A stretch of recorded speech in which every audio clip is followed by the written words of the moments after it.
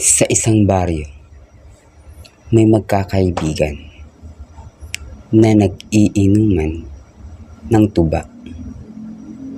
Ito ang kanilang naisipan gawin upang kahit paano makapag-relax sa maghapong gawain sa sakahan. Kabilugan pala ng buwan ngayon, no? Kapag ganito, masayang magkwentuhan ng katatakutan, sabi ni Pedro sa apat pa nitong kasamahan. Oo nga, tama ka. Kaya, ikaw na rin na magsimula dahil ikaw ang nakaisip eh. Sabi naman ni Kiko. Okay. Muling sabi ni Pedro bilang pag-ahanda sa kwentong katatakutan habang sila ay nag-iinuman. At ang apat niyang kasamahan ay handa nang makinig sa kanya. Kwento lang sa akin to ni Onyok. Yung kaibigan natin na nagtatrabaho na ngayon sa Manila. Nung minsan kasing tinawagan niya ako, nagkwento siya sa akin patungkol sa pagpag. Sabi ni Pedro.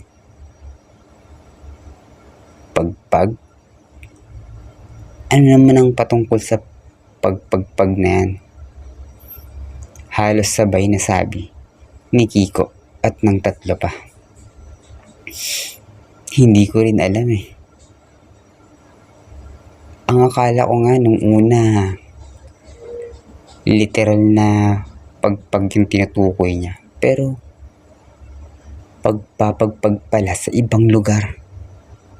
Kapag galing ka sa lamayan, bago umuwi ng mismong bahay mo. Dahil kapag hindi ka daw nagpagpag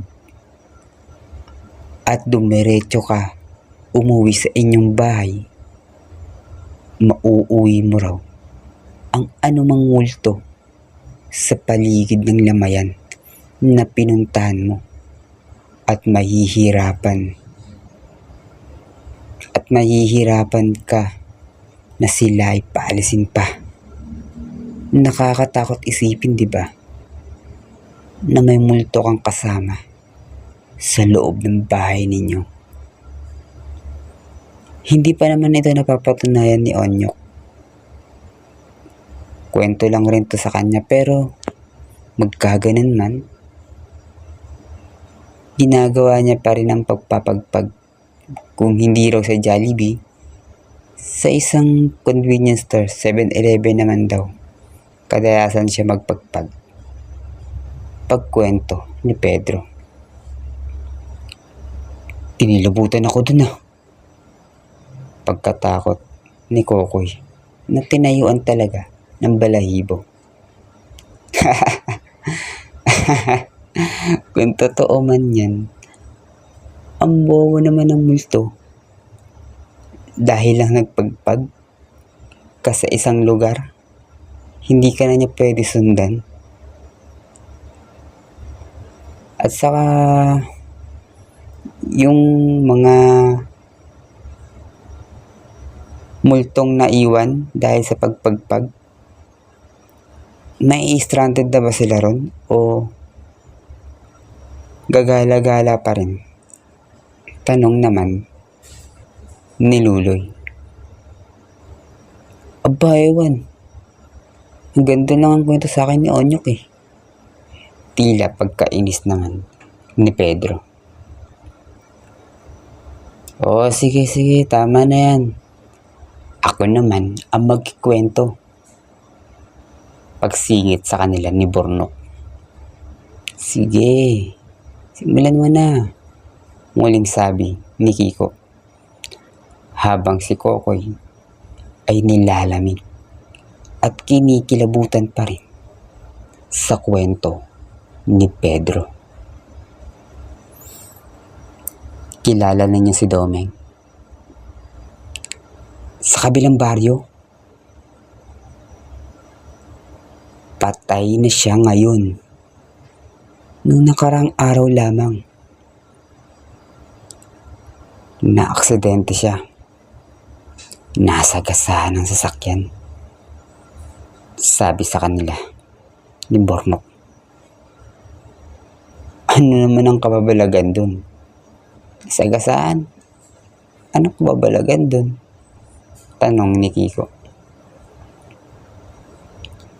Oo nga, natural lang naman na may maganap na aksidente. Sabi rin ni Pedro. Yun nga, parang normal nga lang.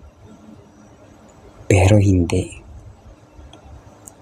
Dahil nung nakarang linggo, may nakakita sa kanya na naglalakad siya na walang ulo.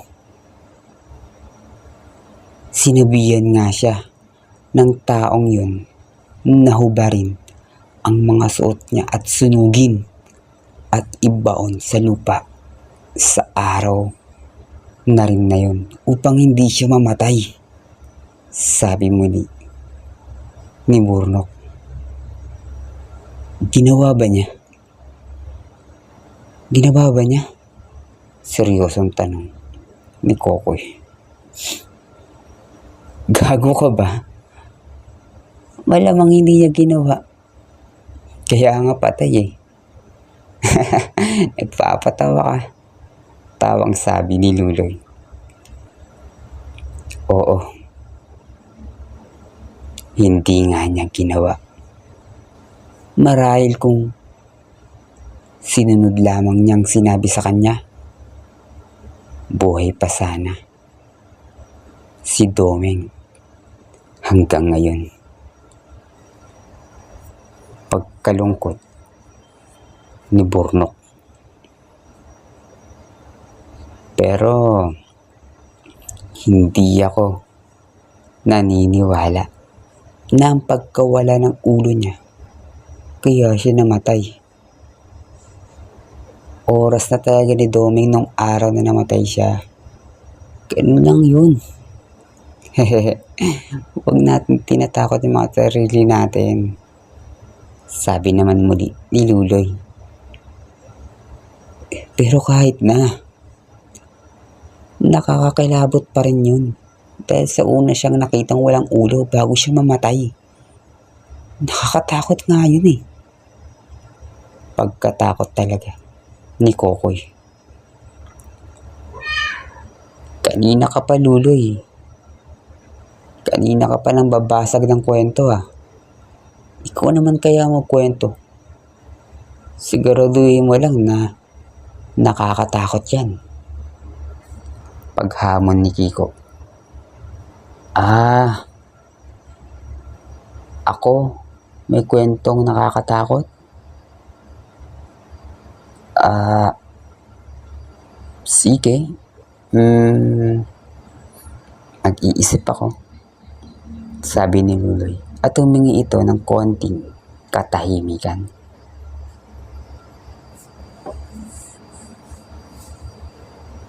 At ilang sandali pa, handa na si Luloy na magkwento. Isa lamang itong simpleng kwento mula sa taong sobrang pagod sa buong araw. At bilang isang construction worker, batak na sa pagod ang katawan niya.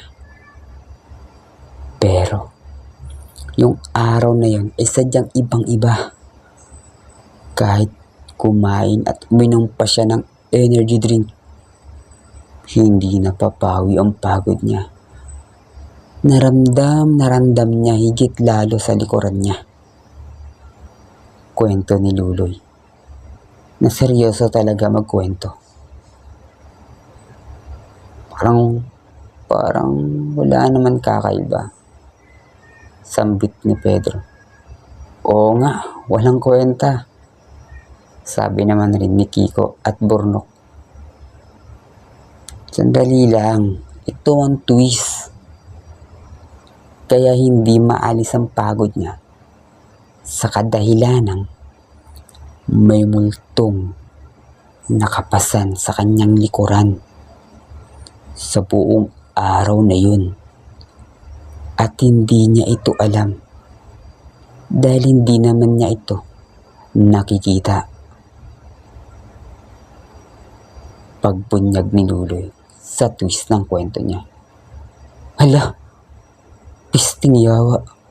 Pagkabigla ni Pedro, Kiko at Burnok. Nakakatakot. Hindi ko akalain na yun pala talaga ang dahilan. Pagkatakot ni Kokoy at nainom pa nito ang alak na hindi para sa kanya. Dala ng takot.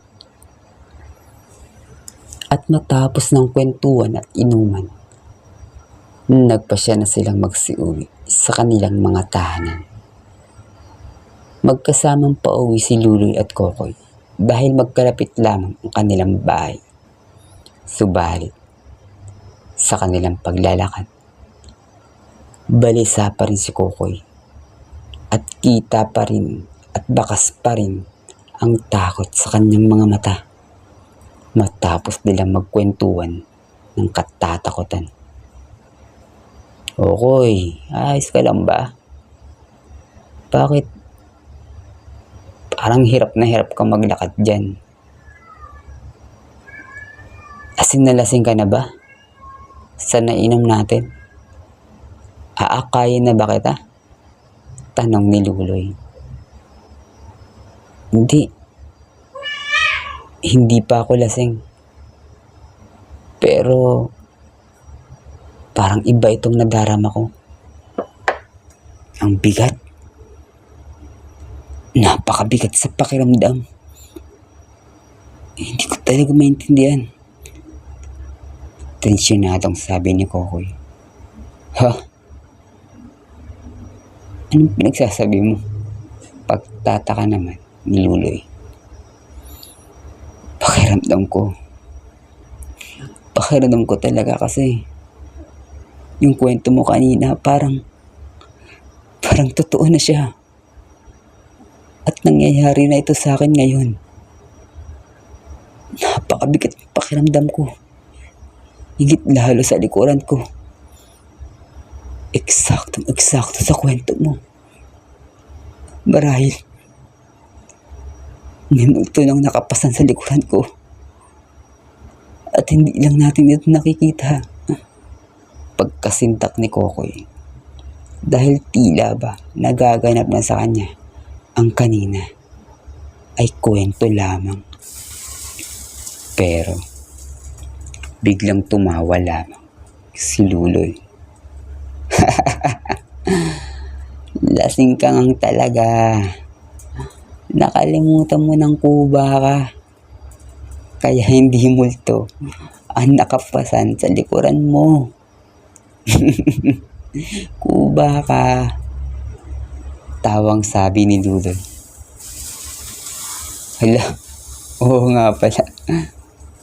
Kuba nga pala ako. Pagkaalala ni Kokoy. The end.